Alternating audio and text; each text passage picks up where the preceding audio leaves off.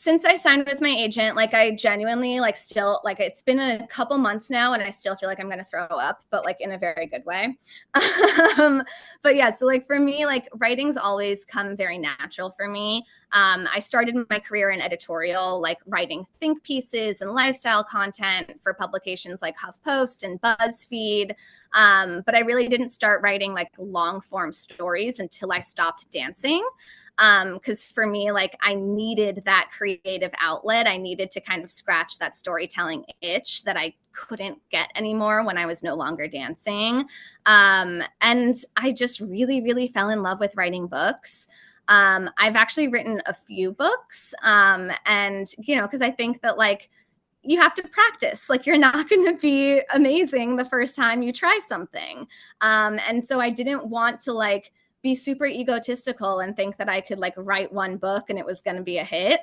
Yeah. So I really did practice. I wrote a couple and I shelved them and I didn't feel that they were strong enough to query, but I chalked it up to practice. Mm. And so I finally wrote something that I felt was strong enough that might be worthy of publication. And that's when I decided to query. And I think that like my goal was to just see my name on a book on a shelf in a store somewhere. Like that is the goal. That is still the goal. That would like to see that would just be the biggest dream come true. And I know so many people can relate to that.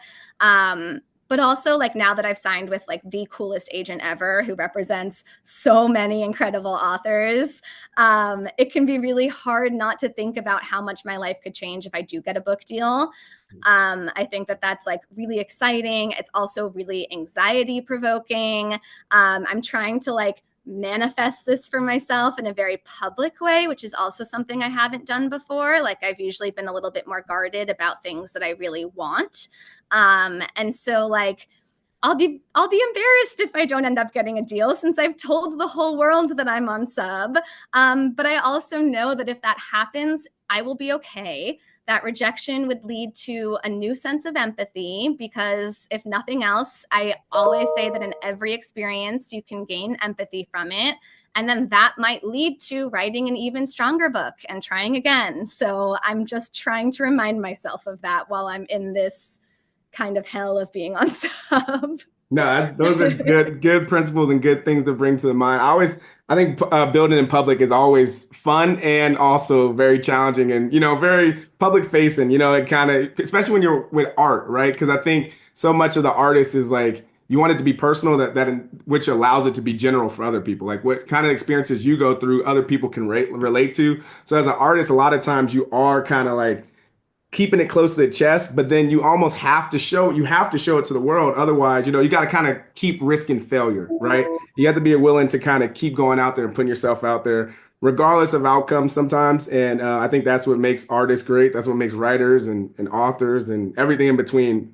That's what makes them unique. I totally agree. Like it is uncomfortable and can feel very, very, very anxiety provoking, but I think it's so important. I think it's honestly part of the artistic process. Yeah, do you think it's hard to like, so since you're in publishing and you kind of have like, the flow of how books are going and how they're marketed, all that, all that in the end, but being in the work, like how do you kind of compartmentalize all that to make sure you're like, all right, my marketing brain, my strategy brain is not touching this writing brain that I'm just like being creative in? How do you kind of do that?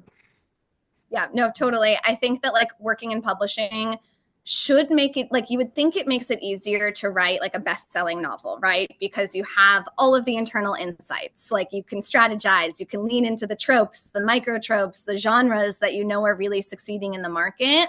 You can write the concepts that easily translate into trending social media content, like all of it. But in true artist fashion, like I did not do any of those things. I threw my strategy hat out the window and I wrote a story that just felt real and personal to me and that I hope will resonate and make readers feel seen. I really do think there's a time and a place for strategy, and within the art itself isn't always it. I'm confident enough in my strategy skills to know that I can find the angles and approaches to make my book marketable. but the story itself came from a place of curiosity and exploration. And if you enjoyed that clip, make sure you head over to www.bookupapp.com to download our app so you can connect with your favorite bookish content creators, start conversations, and start your own book club.